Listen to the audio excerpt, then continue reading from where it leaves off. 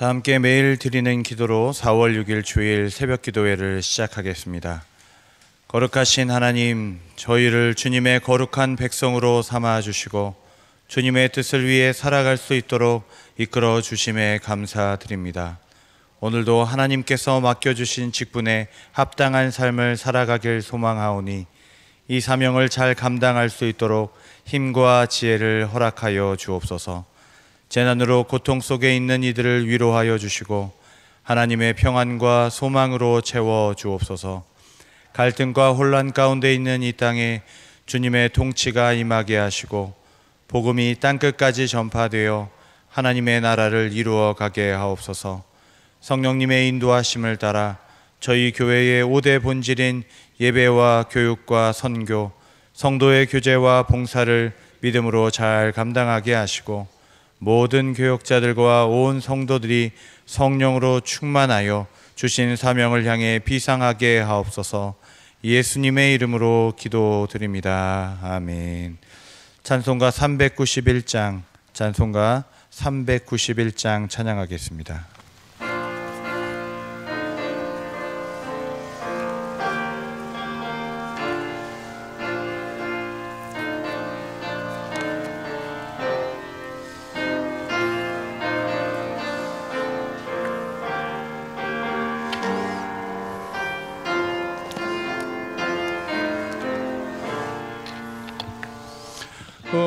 놀라운 그새 주 예수 내 주 참 능력의 주시로다. 큰 바위 밑 안전한 그곳으로 내 영혼을 숨기시네. 메마른 땅을 종일 걸어가도 나 피곤치 아니하며 저 위험한 곳 내가 이를 때면 큰 바위에 숨기시고 주 손으로 덮으시네. 오 놀라운 그새 주 예수 내 주 내 모든 짐 벗기시네. 죄악에서 날 끌어 올리시며 또 나에게 힘 주시네. 메마른 땅을 종일 걸어가도 나 피곤치 아니하며 저 위험한 곳 내가 이를 때면 큰 바위에 숨기시고 주 손으로 덮으시네. 증량 못할 은혜로 채우시며 늘 성령에 감아주사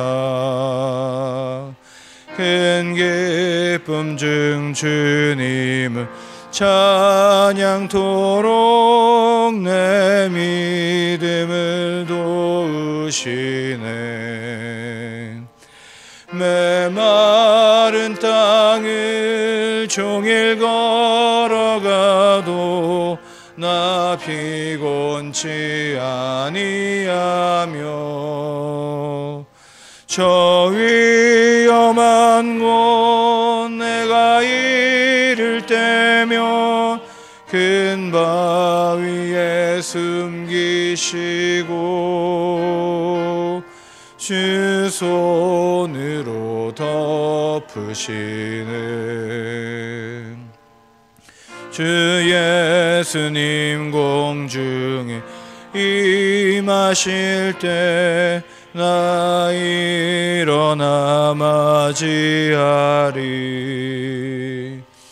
그 은혜의 은총을 노래하리. 저 천군과 천사 함께 메마른 땅을 종일 걸어가도 나 피곤치 아니하며 저 위험한 곳 내가 이를 때면 큰 바위에 숨기시고 주 손으로 덮으시네. 아멘. 4월 6일 주일 오이코스 통독 범위는 사무엘상 28장부터 31장입니다. 그 중에 우리가 함께 나눌 말씀은 사무엘상 30장 6절의 말씀입니다. 사무엘상 30장 6절의 말씀입니다. 다 함께 한 목소리로 하나님의 말씀 봉독하겠습니다. 백성들이 자녀들 때문에 마음이 슬퍼서 다윗을 돌로 치자 하니 다윗이 크게 다급하였으나 그의 하나님 여호와를 힘입고 용기를 얻었더라. 아멘.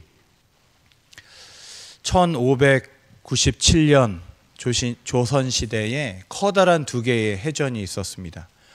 원균이 이끄는 7천량 해전과 우리 이순신 장군이 이끌었던 명량해전입니다. 원균은 150여 척이 넘는 잘 갖춘 군대와 또 많은 숫자의 병력을 거두었음에도 불구하고 역사상 가장 큰 패전을 이룬 것이 7천량 해전입니다. 반면에 이순신 장군은 우리가 잘 알듯이 12척의 배를 가지고 당시의 전쟁의 상황을 바꾸는 큰 승리를 이끌게 됩니다. 전쟁의 승리가 단순히 병력의 규모나 숫자에 달리지 않았다는 것을 우리는 역사를 통해서도 잘 알게 됩니다. 오늘 본문이자 우리 오이코스 통독 범위인 사무엘상 28장부터 31장에도 두 개의 큰 전투가 기록되어 있습니다. 블레셋을 마주한 사울이 길보아에서 전투를 시작합니다. 그리고 시글락에서 시작된 아말렉과의 전투를 하나님께서 기름 부으신 다윗 왕이 그렇게 이끌어가는 두 개의 전투를 우리에게 보여줍니다. 근데 두 전투의 결과가 너무나 상반된다는 것이죠. 당시 왕이었고 많은 것을 갖춘 사울 왕은 패전하여 도망가다가 사울은 자신의 칼에 목숨을 잃게 되고, 다윗은 모든 것이 불타고 사라지고 동료마저 자신을 배신하려고 하는 그 절박한 상황 속에서도 다시 일어나서 승리하고 잃었던 모든 것을 다시 찾는 그런 결과를 맞이했다는 것입니다. 둘 다 그렇게 쉽지 않은 상황임에도 불구하고 또 어려운 상황이었지만 또 극명한 대비를 이루는 결과를 우리는 어떻게 생각해야 될까? 그 원인을 한번 오늘 말씀을 통해서 살펴보려고 합니다. 사무엘상 28장 15절, 성경이 있으신 분은 한번 찾아보시고, 사무엘상 28장 15절, 우리 가능하신 분은 한번 같이 읽겠습니다. 사무엘상 28장 15절입니다. 사무엘이 사울에게 이르되 내가 어찌하여 나를 불러 올려서 나를 성가시게 하느냐 하니 사울이 대답하되 나는 심히 다급하니이다. 블레셋을 마주한 사울은, 여기까지만 읽겠습니다. 블레셋을 마주한 사울은 다급했습니다. 여러분, 여기 중요한 단어가 다급입니다. 사무엘은요, 다급했어요. 이 다급했다는 말의 원어적인 의미는 단순히 어떤 조급함, 마음의 분주함을 뜻하는 것이 아니라 사방으로부터 조여오는 것이다.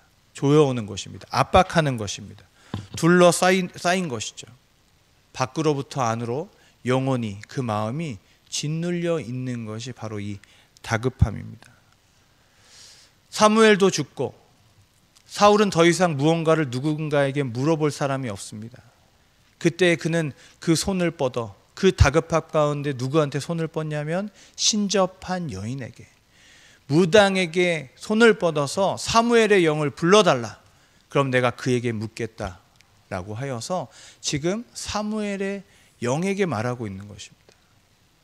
다급할 때 그 손이 어디로 뻗었습니까? 율법에서 금하는 곳에 손을 뻗어서 돌로 침을 당할 그런 율법을 어김으로 그는 이 전쟁을 시작하려고 하는 것입니다. 다윗도 다급했습니다. 오늘 본문 우리 사무엘상 30장 6절 말씀을 한번 같이 읽겠습니다. 백성들이 자녀들 때문에 마음이 슬퍼서 다윗을 돌로 치자 하니 다윗이 크게 다급하였으나 그의 하나님 여호와를 힘입고 용기를 얻었더라. 아멘. 여러분, 다윗도 동일한 단어를 씁니다. 다급하였습니다. 그런데 다윗의 다급함은 사울의 다급함과는 비교도 안 될 만큼 더 절박합니다.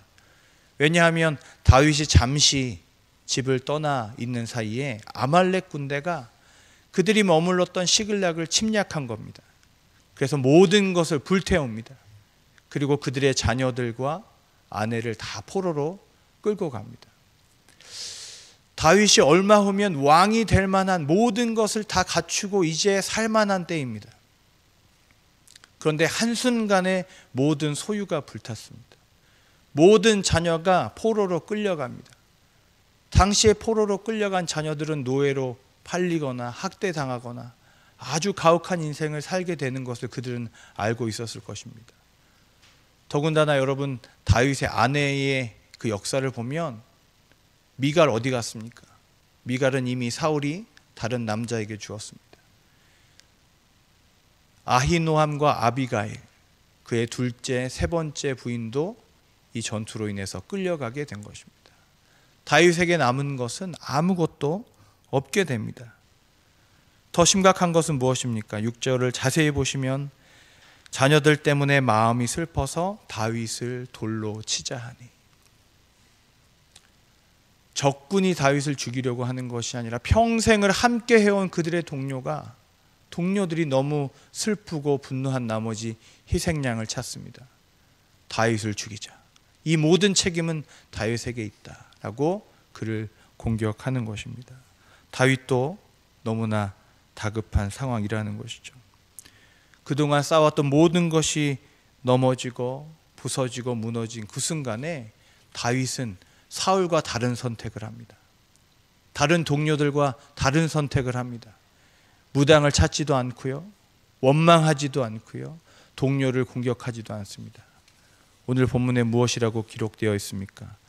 다윗이 크게 다급하였으나 그의 하나님 여호와를 힘입었다. 그렇게 기록되어 있습니다. 다윗은 그 절체절명의 순간에 누구를 떠올립니까? 하나님을 떠올렸다는 것입니다. 하나님으로부터 힘을 얻습니다. 여러분, 이 문장이 대단한 신비나 기적을 말하는 것이 아닙니다. 저는 이렇게 정리했습니다. 결정적인 순간의 영적 환기, 결정적인 순간의 영적인 환기입니다. 아, 나에게는 아직도 하나님이 남아있구나. 나에게는 12척의 배가 아니라 나에게는 하나님이 여전히 나의 삶에 계시구나. 역사하시는구나. 나를 포기하지 않으셨구나. 그것을 떠올리는 것입니다. 여러분, 우리의 인생 가운데 절체절명의 결정적인 순간에 우리를 살리는 것이 이 영적인 환기입니다. 어떤 이들은 다른 바람이 불어옵니다.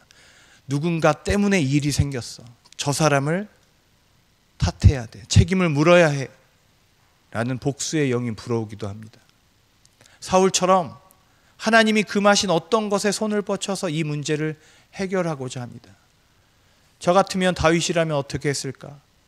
당장 나를 도와줄 친구를 찾든지 다른 지도자에게 전화를 걸었을지도 모릅니다. 그런데 다윗은 결정적인 순간에 영적인 환기를 이루어냅니다. 나에게는 하나님이 아직 계시다.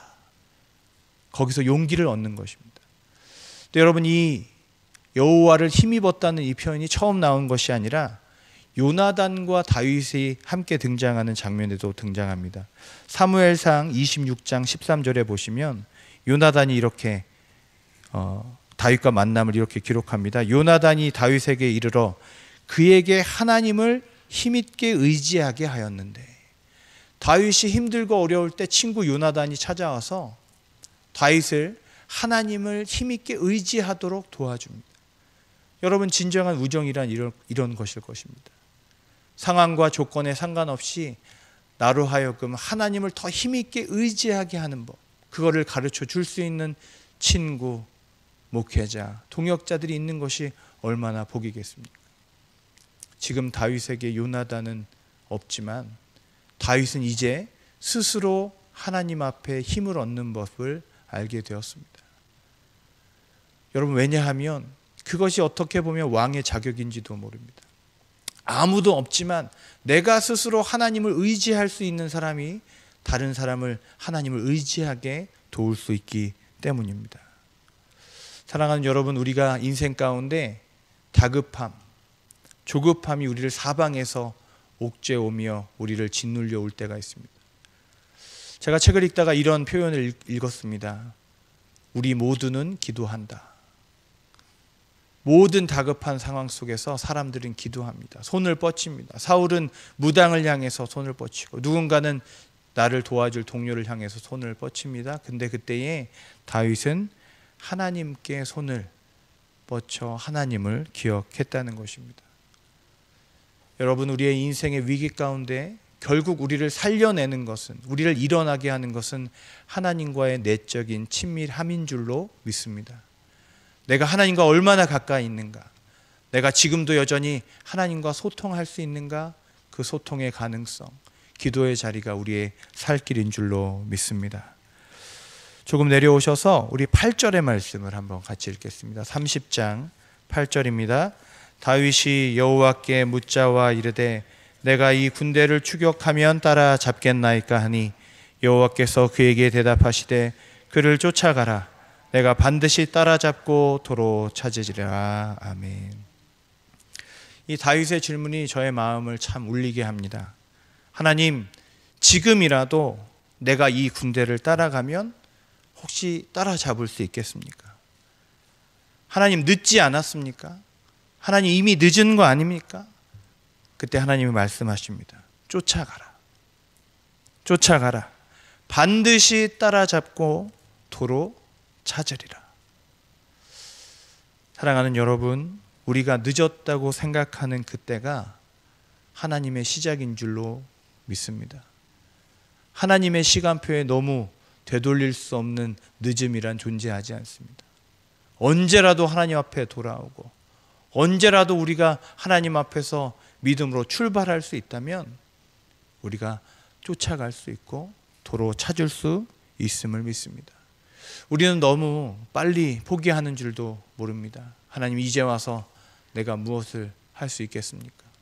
다윗이 돌아왔을 때 얼마의 시간이 더 지났는지도 모르고 한참을 울고 나서야 정신을 차린 후였는데, 하나님, 너무 늦지 않았습니까? 이제라도 하나님 되찾을 수 있습니까? 라고 할 때 하나님 우리에게 확실히 말씀해 주시는 것이죠.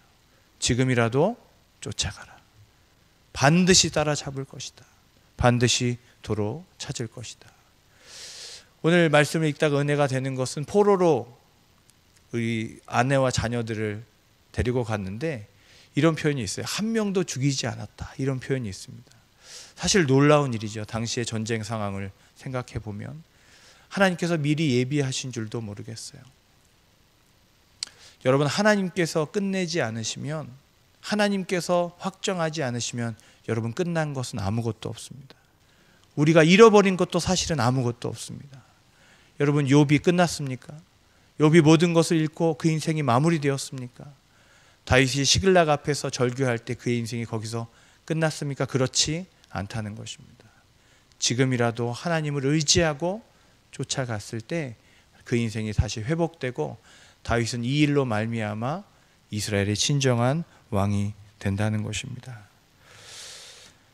다윗이 시편에서 이런 고백을 합니다. 원수의 목전에서 내게 상을 차려주시고 기름을 내 머리에 부으셨으니 내 잔이 넘치나이다. 여러분, 우리는 풍성한 식탁을 평안한 집에서 누릴 수 있다고 생각합니다. 그러나 하나님께서 차려주시는 식탁은 어디 있습니까? 원수의 목전에 있습니다. 내가 차리는 식탁은 우리 집안에서 가장 풍성하게 누릴 수 있을지 모르지만 하나님께서 차려주시는 식탁은 어디 있습니까? 나 원수의 목전. 내가 다급한 그때에 하나님께서 나에게 그 상을 차려주시고 또 그때에 내 머리에 기름을 부어주십니다. 성전에서가 아니라 왕궁에서가 아니라 원수의 목전에서 하나님께서 하나님만 의지하는 나의 마음을 보시고 내 머리에 기름 부으셔서 진정한 하나님의 사람으로 세워주시는 줄로 믿습니다. 사랑하는 여러분, 오늘 두 전투를 기억하시기 바랍니다. 하나님을 의지하지 못하였던 사울이 길보아 전투에서 너무나 큰 패전하여 그 인생이 거기서 끝이 나고, 인생이 다 끝난 것 같은 다윗은 그 시글락에서부터 다시 시작하여서 다시 모든 것을 되찾고 이스라엘의 왕이 됩니다. 여러분, 우리가 다윗과 같이 하나님으로 인하여 힘을 얻고 승리하는 주의 백성들 되시기를 주님의 이름으로 축원합니다. 기도하겠습니다. 사랑과 은혜의 하나님, 오늘도 우리를 통하여 말씀을 통하여 하나님 깨닫게 하시니 감사합니다. 전쟁과 같은 우리의 인생 가운데 하나님 다윗의 전투를 배우게 하여 주시옵소서. 우리의 인생이 다급하고 절박하고 어려울 때일수록 더욱더 주님을 의지하고 주님께 나아가 기도하는 한 사람 되게 하여 주시옵소서. 하나님의 때에 늦은 시간이란 없는 줄로 믿습니다. 하나님, 더 늦기 전에 내가 더욱더 주님 기도하는 자리에 나아가게 하여 주시고, 이 민족과 이 나라가 더 늦기 전에 하나님을 의지하는 법을 배우게 하여 주시옵소서. 그리하여 진정한 왕을 이 땅 가운데 보내주시고, 하나님께서 이 땅의 왕이 되어주시고 우리의 인생의 왕이 되셔서 이 땅과 우리의 인생을 다스리시고 인도하여 주시옵소서. 진정한 왕 되신 예수 그리스도께서 이 땅에 오시기를, 우리의 연약한 육신과 연약한 인생 가운데 임재하시고 다스리시기를 간절히 소망합니다. 이 시간 연약한 육신 가운데 있는 우리의 환우분들 위하여 기도하오니 주여 그 병상에 찾아가 주시고 위로하여 주시고 힘을 더하여 주시옵소서. 나오고 싶어도 오늘 주일에 성전에 나올 수 없는 많은 이들을 기억하여 주셔서 하나님, 그들이 어디서 예배를 드리든지 그 마음을 받아주시고 영적인 예배로 주님 앞에 큰 은혜 받을 수 있도록 도와주시옵소서.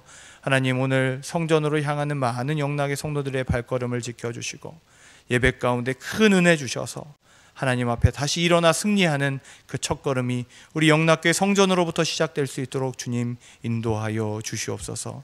크고 작은 기도의 제목으로 이 자리에 나왔습니다. 하나님, 가장 작은 신음에도 응답하시는 하나님께서 우리의 모든 기도 들으시고 가장 좋은 것으로 채워 주시옵소서. 예수님의 이름으로 기도드립니다. 아멘. 이제 다 함께 합심하여 기도하겠습니다. 먼저 말씀을 생각하며 기도할 때에 하나님, 다급하고 지치고 포기하고 싶을 때 하나님을 기억함으로 힘을 얻는 영적 환기의 은혜를 주옵소서. 또 주간 기도 제목으로 기도하실 때에 1부부터 5부의 예배, 청년의 예배, 교회 학교 예배, 국제 예배, 자유인 예배, 찬양 예배를 통해 모든 성도들이 하나님께 영과 진리의 예배를 드리도록, 찬양 예배 시 성찬을 통해 성도들이 주님의 사랑을 맛보고 하나님 나라를 경험하도록 다 함께 기도하시고 개인 기도하시고 돌아가겠습니다.